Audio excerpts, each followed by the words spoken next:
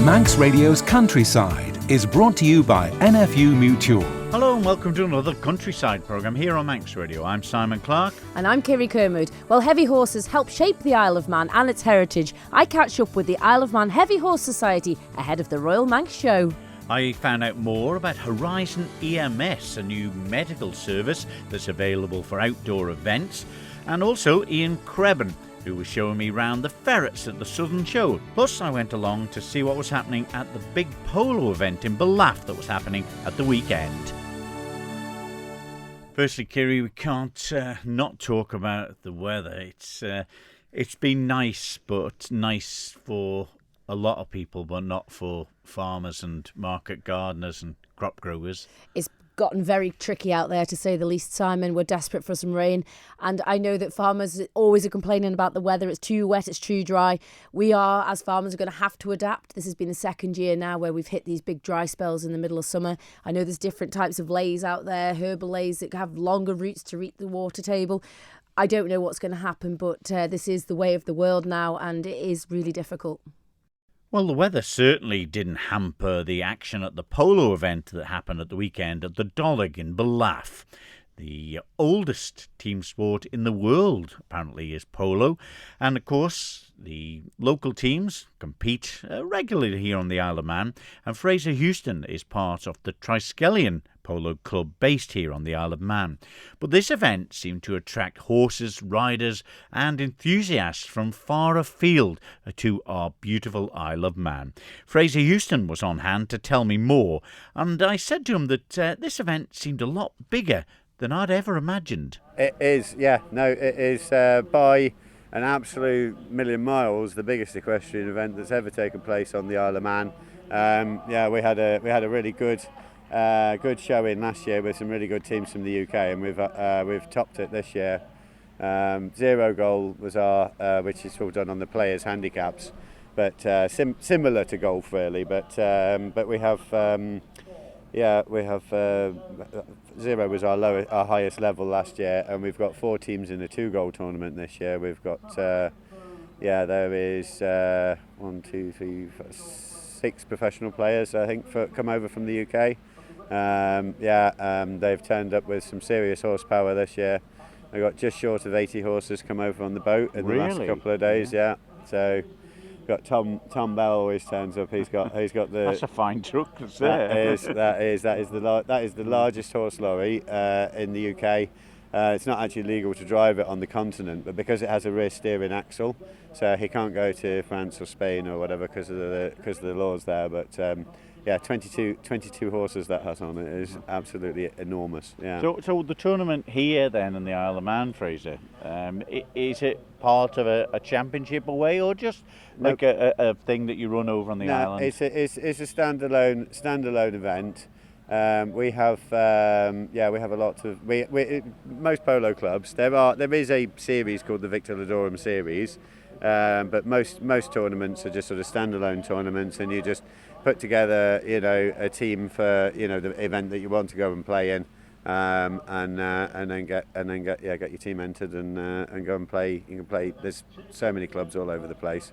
But you said about some professional players here, and then you mentioned handicaps like the golf. Is it the player that's handicapped, or the horses, or the players? Both? Yeah, no, the players.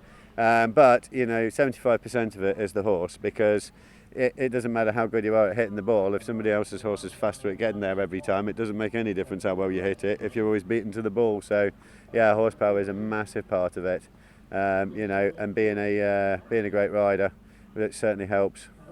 I mean, it is the only sport that you have to play completely right-handed, but yes. I see that some of them do put the mallet over the top of the horse to play it from the other side. That's okay? Yeah, you can play the ball. There's a whole set of rules governing what plays you're allowed to make on the ball, all based around safety. So you don't want to be running along hitting the ball and then someone come across at 90 degrees and you end up with crashes and bad accidents and things like that. So yeah, there's a whole set of rules around. It might look chaotic out there, but there is there is a method to what's going on. And I notice as well, we've had the World Cup in the football, a bit of shoulder to shoulder. I've seen the horses get very close as well. It's a full contact sport. Yeah. So we got so it's called riding off. So if you are, but you have to be shoulder to shoulder, and you can't come in at any more than 45 degrees. So we have. But it's physical, and the horses do, get stuck right in, and some of them you'll see them, they get their ears back and they get stuck in, and they enjoy their playing, and they don't want to get pushed around. They look as though they're enjoying it out there, and the other thing, I think I read that they don't continually play the same horse as well. No. So you have to play in a match, which is this level is 4 chukkers.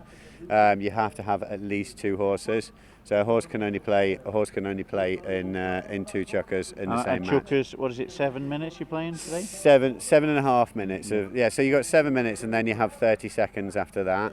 But it's 7 minutes of continuous play. So when the whistle stops, the timer stops. When the whistle goes, the timer stops. So it's actually 7 minutes of play, not 7 minutes of time. Yeah.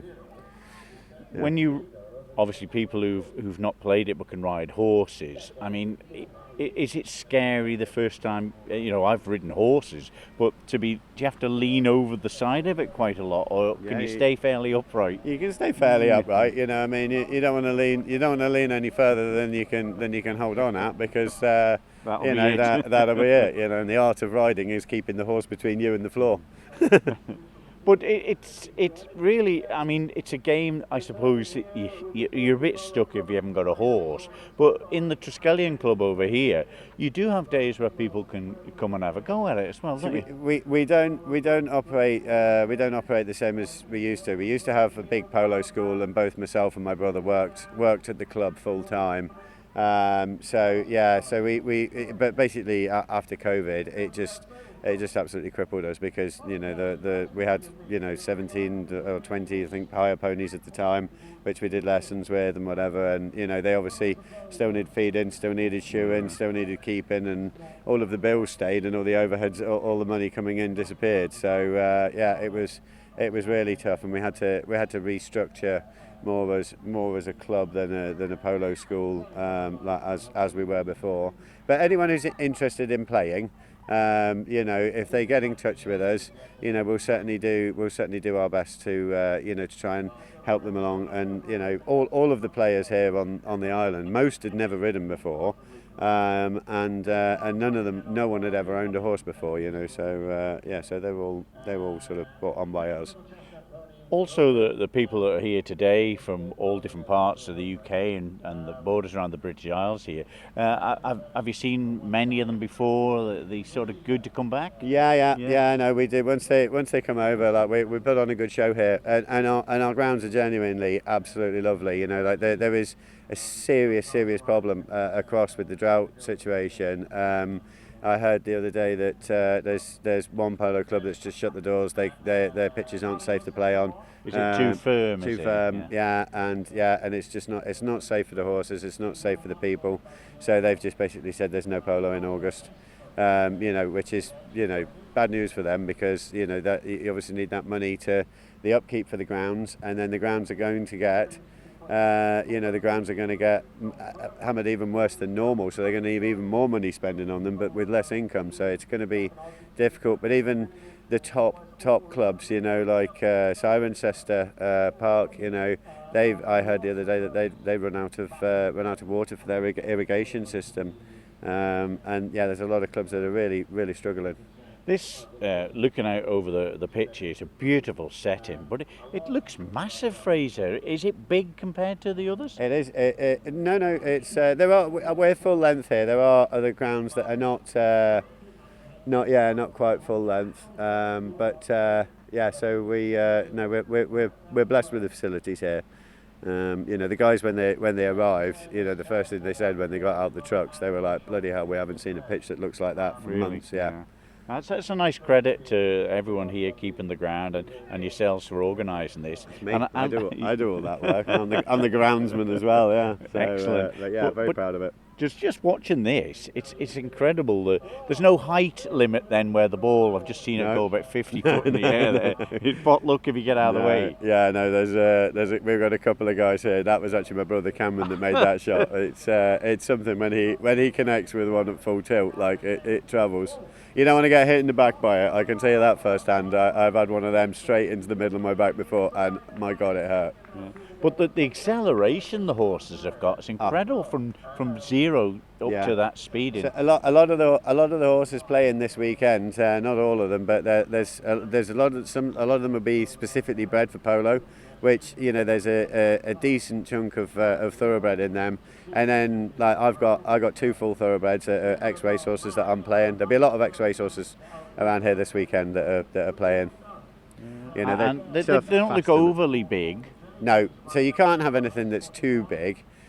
But you must be proud of everyone that's involved in this today, and you've got some quite a few dignitaries on the front row there as well watching. Yeah, we do. Yeah, no, it's really, and we're sold out tomorrow for Ladies' Day. All the tickets for the marquee are all sold out.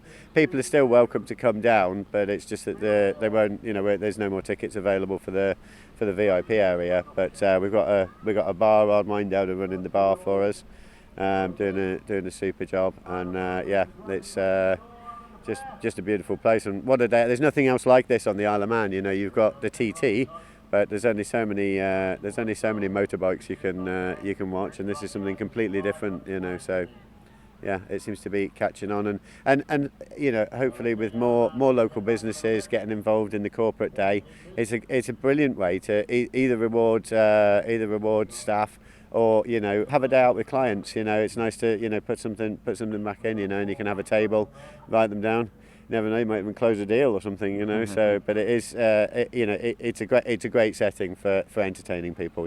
And the team that run the marquee do an absolutely phenomenal job. I can't accept any credit for that whatsoever. Fraser Houston at the big polo event that happened at the Ballaugh in Ballaugh over the weekend and just before, and what a wonderful sight it was. The marquee, the area, it was in pristine condition, a little bit dry, but everyone who came over with their horses were really praising the event and the marquees that were there. There was food on hand, the little grandstands and seats. It was very, very well run. A good event, and if you're thinking of going to something like that the next time it's on, go. It's well worth it. This is it. Fraser and his team work really hard through the winter to keep them horses in good fettle, and also the grounds as well.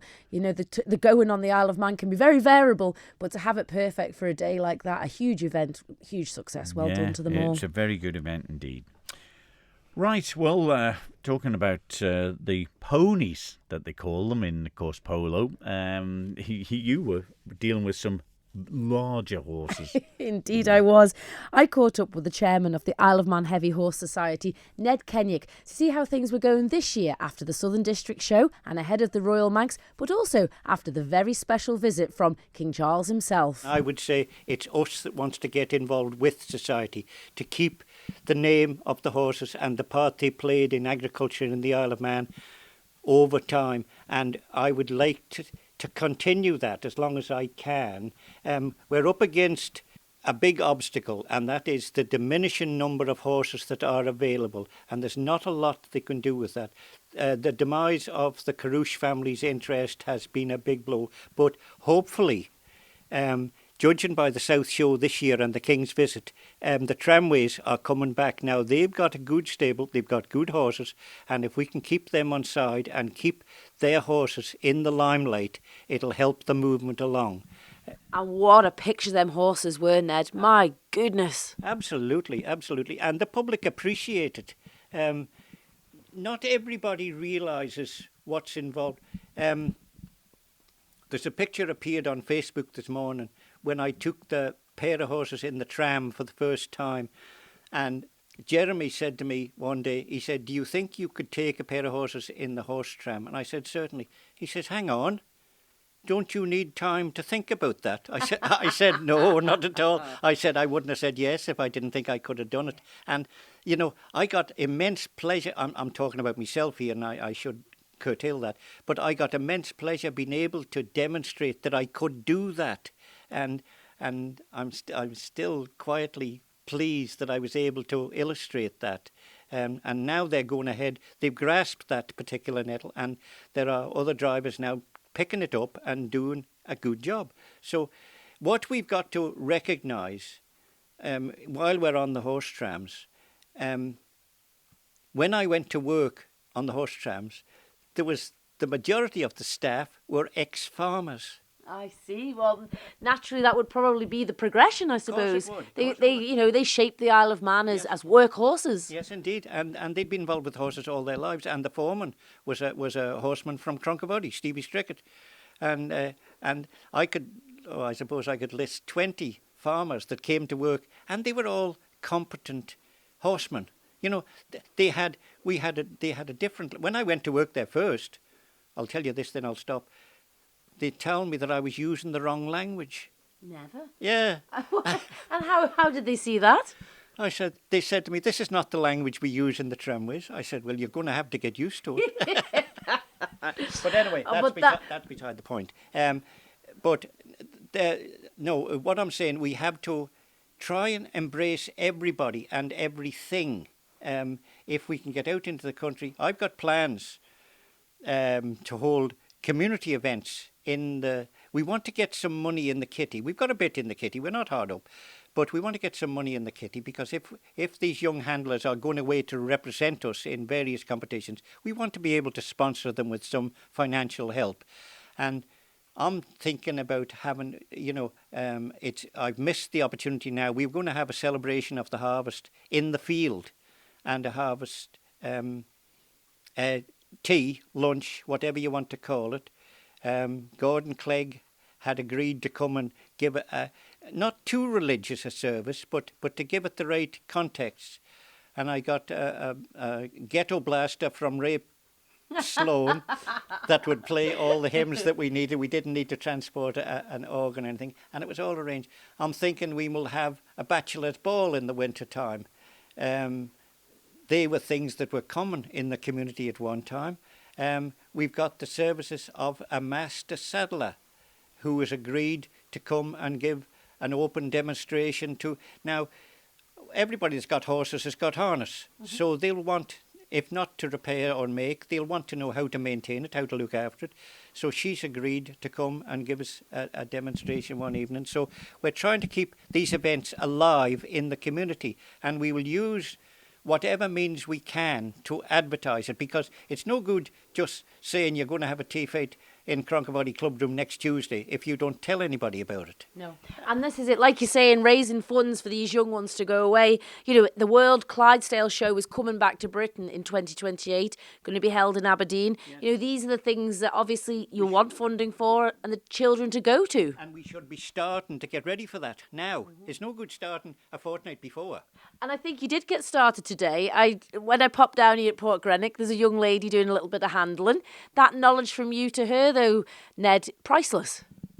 You wouldn't realise how much pleasure I give passing this knowledge on. I was saying, the judge last week at the South Show said the handlers were deficient in one area in as much as they weren't talking enough to the horses. So I've been getting it into these young ones when they've been coming down here, and I've been saying to her, talk to the horse, whatever you want to. She said, what do I need to say? Whatever. I said, tell her what your homework was last night, what you had for tea, where you're going tomorrow, you bought a new pair of shoes, anything at all, doesn't matter, because nobody is going to pull you up, and don't feel embarrassed. I said, and keep it as a conversation, because there will be times when you've got to correct her correct the horse when she's doing something wrong. And if she does something wrong, I say, don't be afraid to shout at her, because I do, but sometimes I use expletives. But you don't have to do that. But I said, but just try and make a conversation. I said, do you know any nursery rhymes? She said, I do. So I said, try and make a conversation. Today when I'm listening to her, she's singing Ba Ba Black Sheep to the... Well, this is it, isn't it? You've got to get that connection with whatever animal you're working with. You know, young handlers comes across the board, the sheep young handlers, dairy class young handlers. It's no different with the horses, and it's lovely to see it's finally coming to the fore. But not only that, though, Ned, this year the young farmers, the southern young farmers, had the the equine stock judging. Now, equine was never around when I was younger, but to see this coming back now, my goodness, the shed was packed full of young ones. It was an excellent. I never expected. I thought Caesar never explained it fully to me when he asked me, and I thought we were just going to be an added attraction. I thought there was going to be cows and sheep there. I didn't realise that it was going to be all horses. And when we got there, the yard was full of young people, and they were all interested. They all wanted to be part of the occasion. And this is, you know, there's criticism and condemnation of the youth of today. Most of the youth are genuine and want to learn, want to help. You've got to give them the opportunity. And that's what we're trying to do. I'm trying to keep it alive so as they've got the opportunity. The opportunity is there for them. And that's what we're trying to do. And I think we're doing quite well, judging by the response we're getting to what we're doing. We've got a good committee now. Our committee it's been reformed, and Jessica Clegg is doing a wonderful job as secretary. Michael Crellon's daughter, Samantha, she's treasurer. And she's doing Rob Klein's. I didn't know him before. He's a friend of a couple of the. We got a couple of ladies come down here who volunteer to help us, and that's a good job because I'm nearly finished with it. I got criticised at the South Show last year. The judge came over from England, a fella called Terry Edge, and after we'd trotted the horses out and got back to him, he said to me, "You've got a problem." Oh dear. I said, "What's that?" He said, "Your horse is fitter than you are." Well, I wonder what way you took that. I said, "So she should be. She's younger than me." But that is it, isn't it? You know, these beasts are massive. They look wonderful going around the show rings. The Grand Parade at the Southern Show was packed. We're looking forward to the Royal. Yeah. Be a good turnout again there, Ned? Absolutely, absolutely. And this is the shop window of the Isle of Man. This is the cream of the stock. This is what we're all about. And I've got one particular beef, and I think I've lost the argument. Oh, no. But I think we should be having a sit-down dinner at the Royal Show. I do. We used to have that. And what a better way could you get of advertising Manx produce? Spuds, milk, ice cream, bread, whatever you want. But there are regulations that will put a damper on that, and getting the staff is not always easy now either. But well, maybe the Heavy Horse Society may have a dinner yet. If these numbers still increase and the team are doing a good job, that social media, the Facebook page for the Isle of Man Heavy Horse Society is really wonderful. There's a lot of enthusiasm, and I try to, the same as the young handlers, I try at the committee meetings to, sometimes it's not always easy. Sometimes I've got to hold back sometimes and not say what I want to say. You know what that's like. But this is it. It's that knowledge transfer, isn't it? From generation to generation. And the Isle of Man Heavy Horse Society is no different from any other sports club or club around the Isle of Man. Get your enthusiasm across to the public. And most times they will respond. But you've got to make an effort to get them involved. The days when we could get thousands of people coming to a plough match, they're gone, and you've got to adapt a different mantra because they're still there. They just need asking to come and treat them with respect, give them what they want when they get there. Don't rip them off when they want an ice cream. And that said, Ned, obviously the Isle of Man Heavy Horse Society has a membership. People can get involved. They just have to get in touch with Jessica, I'm assuming. Yes. Jessica is very helpful, and better than that, she can act on her own initiative. She doesn't need me or the committee to tell her what to do.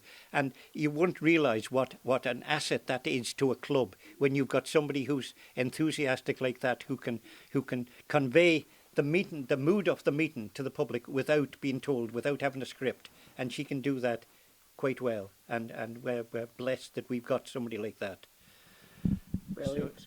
So, the enthusiasm we've got will carry us through for quite a while. As I say, we're going to have fundraising efforts during the winter to get a bit of money in the kitty. If these young handlers are going to go away, we need to have some money that we can help to sponsor them to go, to keep them on side.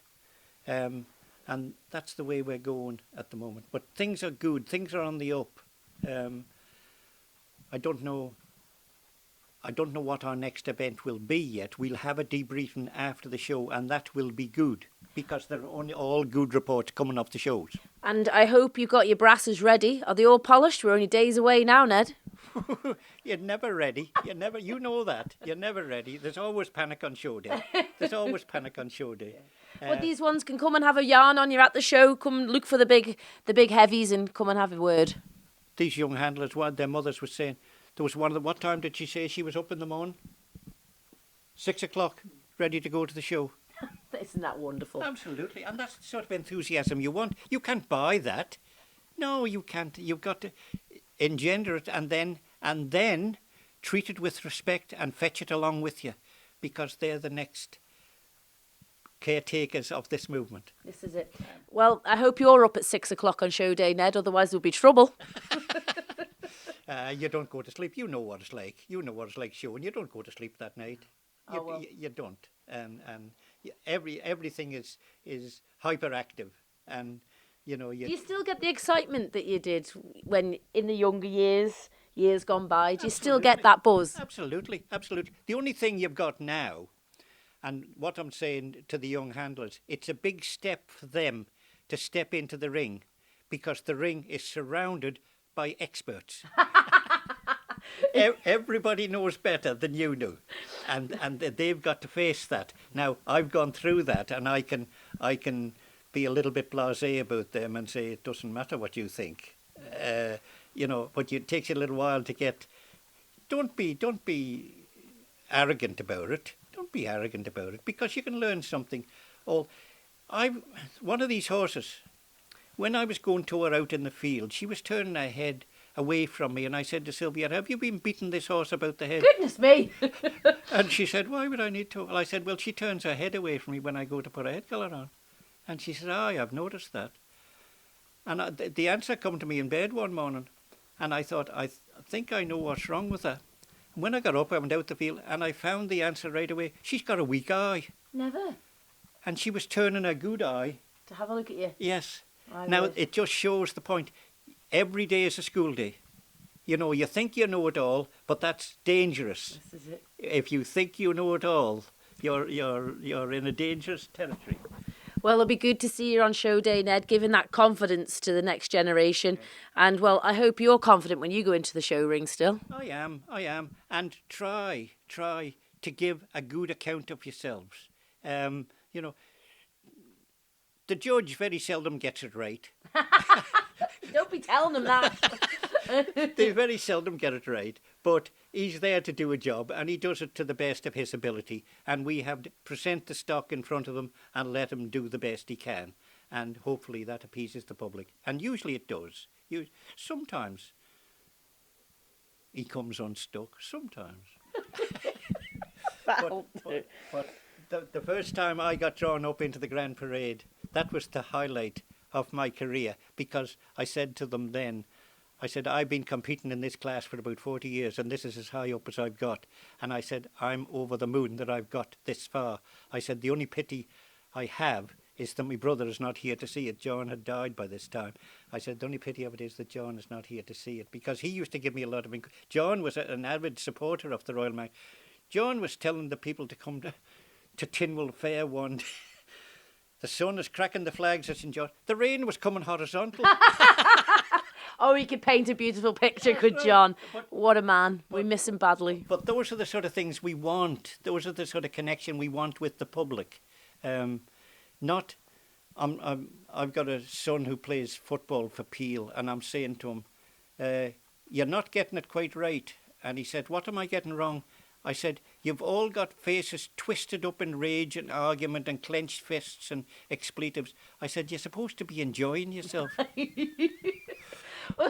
Well, let's hope you enjoy yourself on Saturday. Well, that's what you try to do. It's no good getting worked up, and that spoils it. And Helen Masson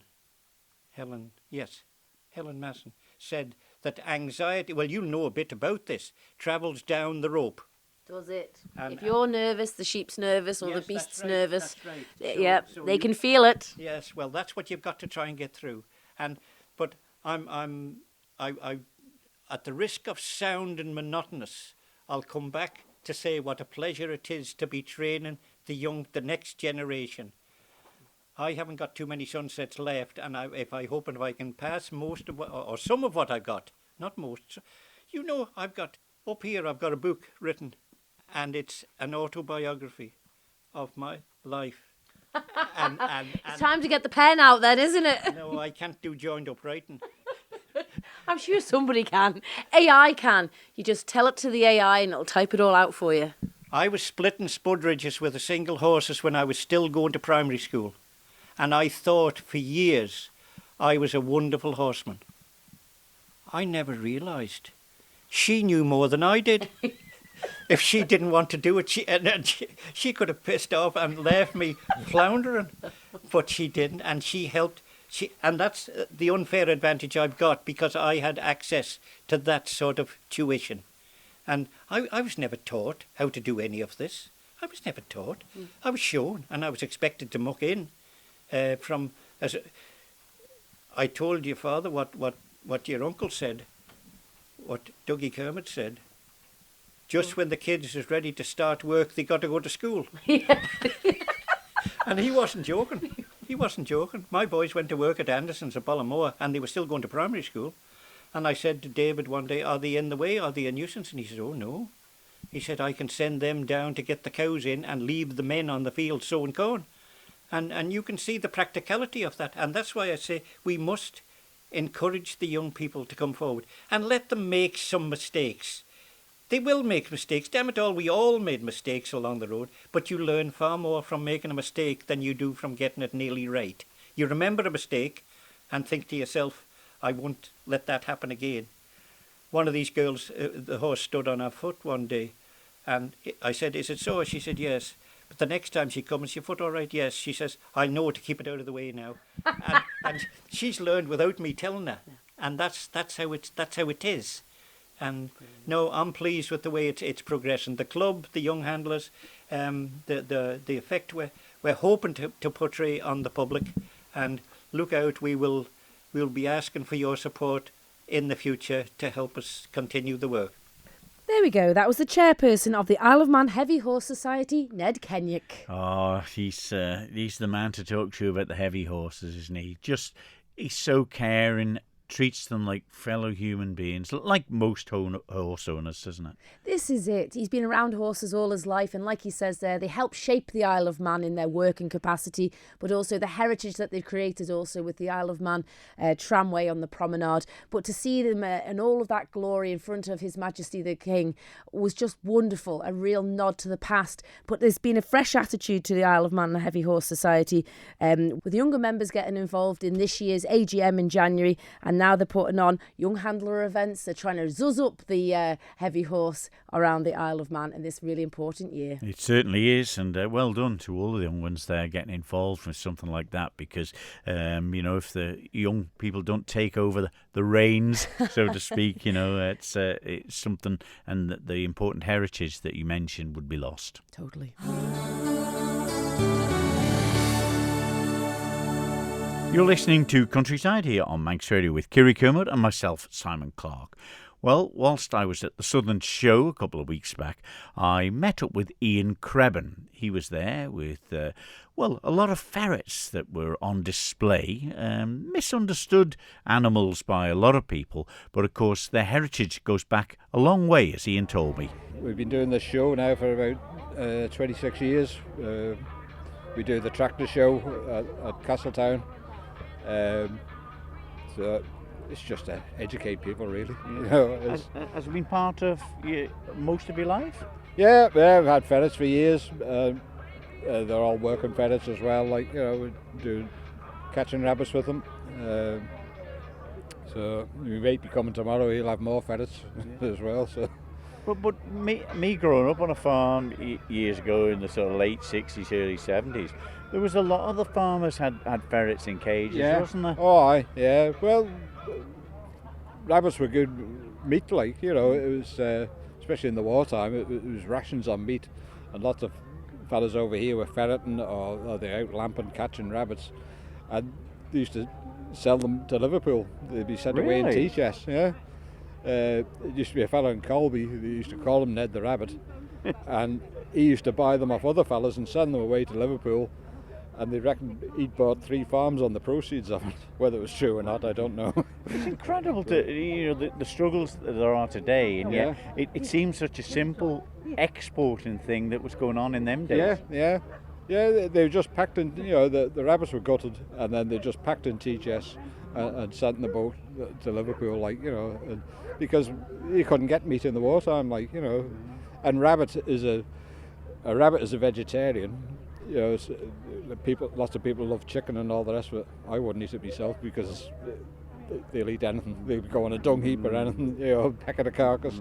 But a rabbit is vegetarian, and they reckon there's more protein in rabbit than a chicken. Really? But because people class them as furry, cuddly things, they don't want to eat them. But can you sort of compare them a little bit with cats, that they can be domesticated, or are they always sort of wild? It'll always be such a wildness about them. People do have them as pets, even the Americans have clothes for them. Really? Yeah.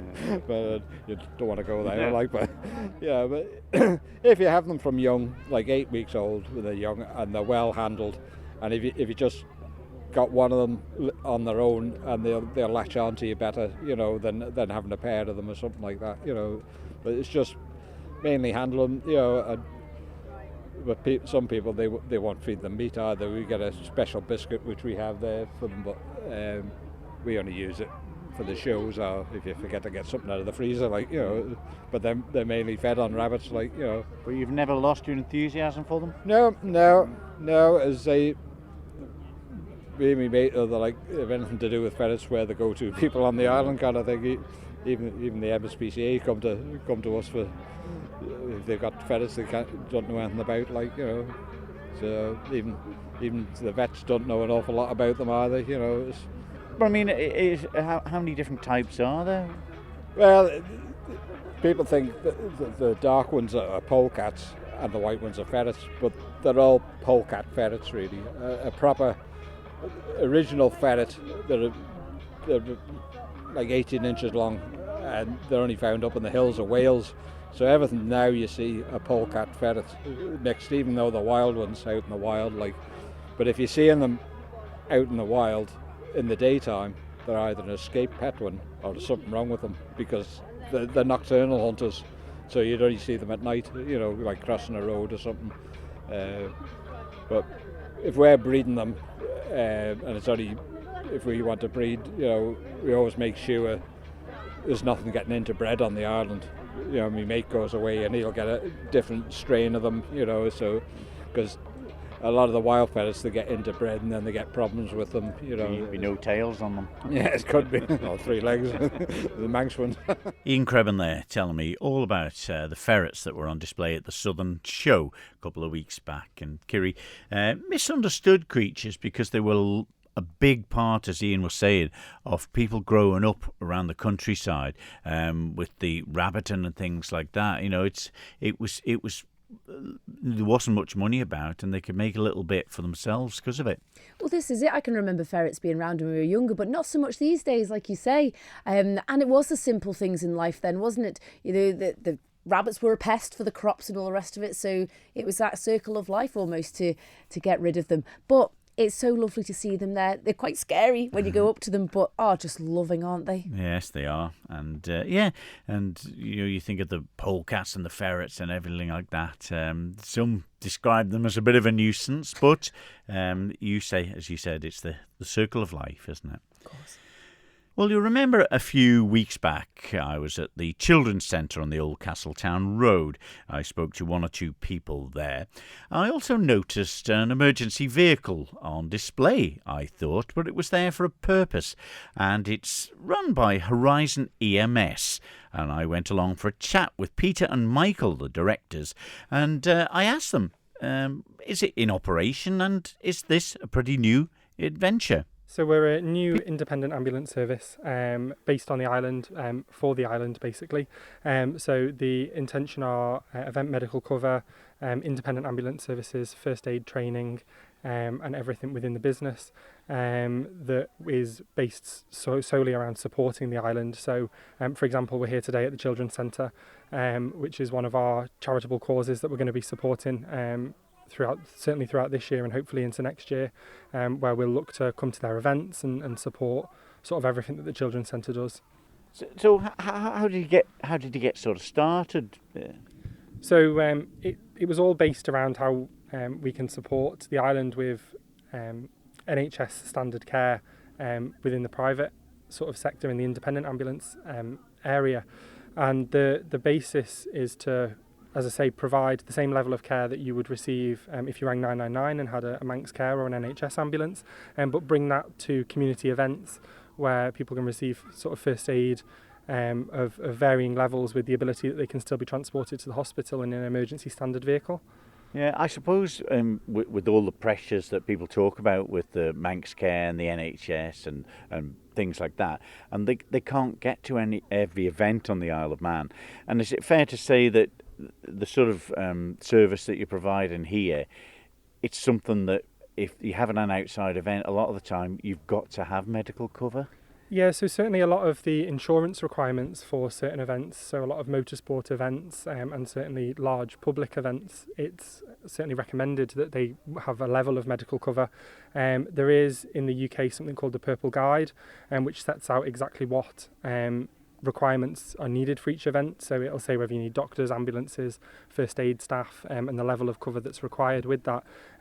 That is not in place on the island. However, it's something that us as a company use as like a gold standard basis to follow. So we would run all events through the Purple Guide to make sure that they are meeting sort of like the gold standard of care for events. Right, and talk us through the vehicles here. It looks the part here, the vehicles, fully equipped like the normal ambulance service has?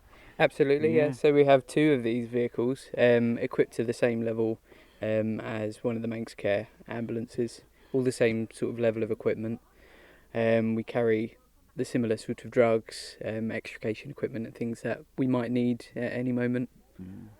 And is it sort of exciting, being, obviously, hopefully that nothing happens, but when you're out and about at these community events, is it something that you've both been looking forward to? Yeah, absolutely. I mean, we work for IMAS anyway, so we work on the ambulances that go around the around the island on any sort of 999 style call. This just gives us a chance to do something with the community to support charities and things like that, and as I say, provide that same level of cover. But events like today, I mean, this is our launch event. We're excited to be here, excited to show the kids around the ambulances and get them comfortable with something that's usually quite scary for children.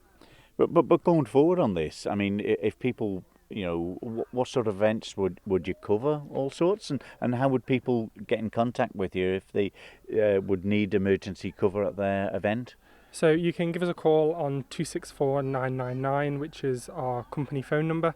And you can also have a look at our website, which is horizonems.co.uk. All of our contact information is on there, the ability to request a quote, look at what we can cover. We're open to covering any event you can think of. Come to us, we can have a look, and if it's something that we can't do, we'll be honest with you from the very beginning and maybe point you in the right direction of some other organisations that would be able to support specific types of events. Well, it's brilliant to see something new that's so valuable here on the Isle of Man, and the dedication you've put together by the sound of it to get this underway, because it can't be an easy thing to start up. No, I mean there's so much to it. Things like policies, hours and hours of time spent writing those. The equipment can be a little bit more difficult to get onto the island. Things like the ambulances, it's been a challenge, but certainly one that we think will be valuable to the island, or we hope will be. And now you're going, feeling a bit more chilled? Yeah, I think so. Yeah, absolutely. Well, good luck, guys, and thanks for talking to us today. No, thank you very much. Thank you. Peter and Michael, the directors of Horizon EMS, who supply the emergency vehicles for any of the outdoor events here on the Isle of Man, and it's a great event. It's the way that health and safety has gone. You've got to have something there, and they've took the plunge and gone and, got in there. So well done to the guys. Absolutely. It's more the merrier on that front. You never know the minute, do you? And we've got so many people attending these outdoor events, whether they're bicycles, motorbikes, horses, just events that are held in the outdoors. They're so important. You never know the minute. And we're very fortunate to have people like this that are so selfless and commit to their time helping others. Yeah, indeed. Great setup as well. Anyway, that's all we've got time for on this week's programme. We'll be at the Royal Manx Agricultural Show this weekend. So next week we'll have bits and pieces from the Royal Show, the judges, the chairmans, the presidents and the Rose Bowl winners and runners-up all on the day. Until then, from me, Simon Clark. I'm me, Kirree. We'll see you next week. Bye-bye. Bye-bye.